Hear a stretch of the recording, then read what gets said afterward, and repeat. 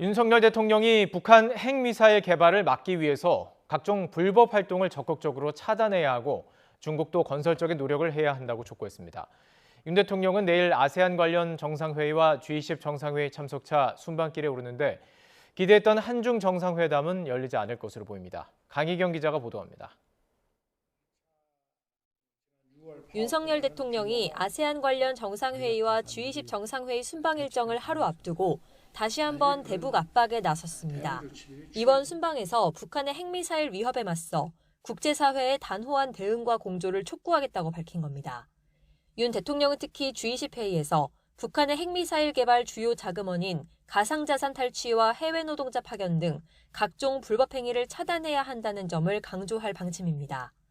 또 북한이 핵 개발을 중단하지 않으면 체제 불안정성은 계속 커질 거라고 경고했습니다. 중국을 향해서는 북한 비핵화를 위한 역할을 촉구했습니다.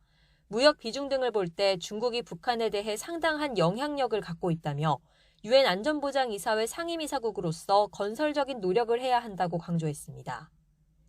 윤 대통령은 순방 기간 국제회담 발언 등을 통해 중국이 북한의 불법행위 차단에 나서야 한다는 점을 재차 언급할 것으로 보입니다.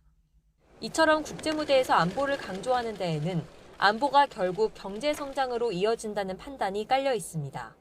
정상회의에서 안보를 굳건히 다지는 것도 결국은 시장을 넓히고 외국과의 산업협력을 공고히 함으로써 우리 경제가 안정적으로 성장하고 발전하기 위한 기반이라고. 윤 대통령은 앞으로 5박 7일간 숨가쁜 일정을 소화합니다. 수교 50주년을 맞은 인도네시아와 인도를 차례로 방문해 한 아세안 정상회의 등 공식 일정은 물론 양자회담 14개를 소화할 예정입니다. 6개 국가와 추가로 회담 일정을 조율하고 있는데 중국 시진핑 국가주석이 G20 회의에 불참할 것으로 알려져 한중 정상회담은 성사되지 않을 전망입니다. 이번 순방은 캠프 데이비드 한미일 정상회의 이후 첫 다자 외교 무대라는 점에서 의미가 있습니다.